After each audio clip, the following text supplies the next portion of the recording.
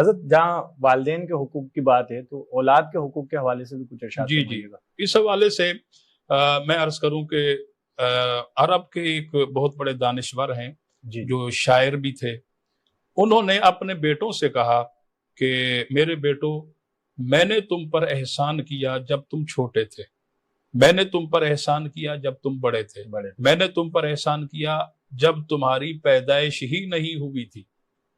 بالکل۔ اب بیٹوں نے پلٹ کر جواب دیا، ابا جان آپ نے ہم پر احسان کیا، ہم چھوٹے تھے، بات سمجھ میں آتی ہے، آپ نے ہم پر احسان کیا، بڑے تھے، بات سمجھ میں آتی ہے، یہ بات سمجھ میں نہیں آ رہی کہ آپ نے ہم پر احسان کیا، ابھی ہماری ولادت ہی نہیں ہوئی، ہم دنیا میں نہیں آئے، پیدائش ہی نہیں ہوئی، یہ بات سمجھ میں نہیں آئی۔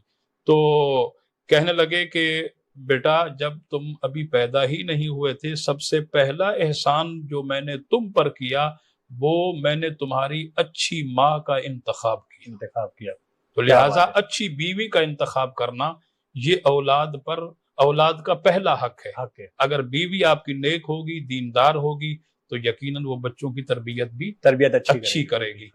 اسی طرح حضرت عمر ابن خطاب فاروق اعظم رضی اللہ تعالیٰ عنہ کا واقعہ علماء سے یقیناً ہمارے حاضرین ناظرین نے بھی سنا ہوگا، آپ نے بھی۔ حضرت عمر اپنے دور خلافت میں گلی محلوں کے اندر گشت کیا کرتے تھے۔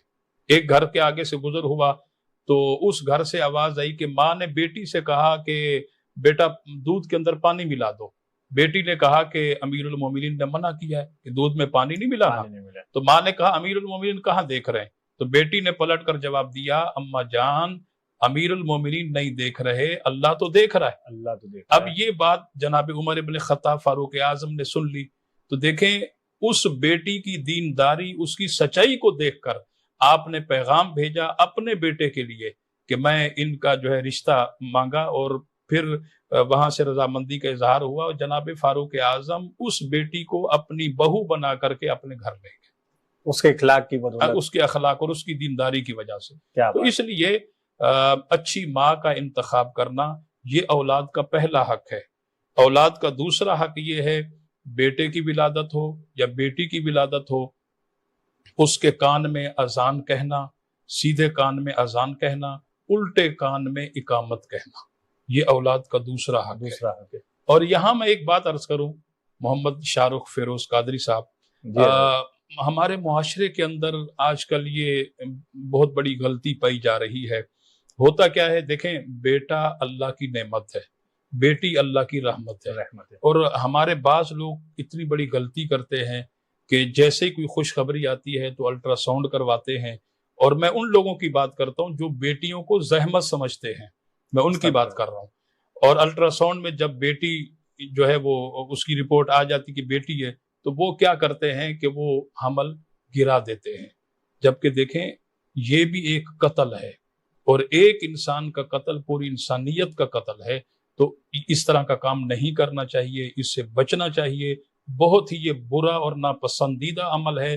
دیکھیں اس طرح کے کام، بیٹیوں کو قتل کر دینا، یہ تو دور جہالت کے اندر ہوا کرتا تھا۔ بالکل۔ اسلام وہ عظیم دین ہے، وہ پسندیدہ دین ہے کہ اسلام کے اندر اس طرح کا کوئی حکم ہمیں نہیں ملتا۔ تو لہٰذا یہ اس طرح کا عمل جو بھی کرتے ہیں انہیں اللہ کی بارگاہ میں سچی توبہ کرنی چاہیے۔ کیونکہ علامہ اسماعیل حقی نے روح البیان کے اندر ایک واقعہ لکھا، وہ میں اپنے ناظرین کو بتا دوں کہ دیہا یا دیہا علماء دونوں طرح سے پڑھتے ہیں، اس کے قبیلے کے 300 افراد نے کہا کہ اگر یہ مسلمان ہو جاتے ہیں تو ہم بھی مسلمان ہو جائیں گے۔ حضور نے ان کے لیے دعا کی، اور جب حضور کی بارگاہ میں حاضر ہوا اور اس نے کہا آپ اسلام کی شرائط پیش کریں، میں کلمہ پڑھنا چاہتا ہوں۔ حضور نے اسلام کے شرائط پیش کیے، اس نے کلمہ پڑھ لیا، مسلمان ہو گیا، لیکن زار و قطار رو رہا ہے۔ حضور نے فرمایا اب کیوں رو رہے ہو؟ عرض کی یا رسول اللہ، زمانہ 60 سالہ زندگی میں نے کفر میں گزاری، اور 70 لڑکیوں کا میں قاتل ہوں، کیونکہ قبیلے کا سردار تھا۔ 69 لڑکیاں قبیلے کی ہیں، اور ایک بیٹی میری اپنی سگی بھی اس میں شامل ہے، کہ جب بیٹی ہوتی تھی تو ہم اس کو زندہ زمین میں دفن کر دیتے۔ تو اس لیے جبریل امین اللہ کا پیغام لے کر آئے کہ اس کو بتا دے، ان الاسلام یہدم ما کان قبلہ، اسلام ایک ایسا عظیم دین ہے کہ وہ اپنے ماضی کے گناہوں کو مٹا کر ختم کر دیتا ہے۔ تو لہٰذا اللہ نے اس کے گناہوں کو ختم کر دیا ہے۔ اور اسی طرح پھر آگے اولاد، ان کا عقیقہ کرنا، اور پھر ان کی تعلیم و تربیت وغیرہ، تو یہ سارے حقوق جو ہے والدین کے ذمہ ہیں۔ ماشاءاللہ۔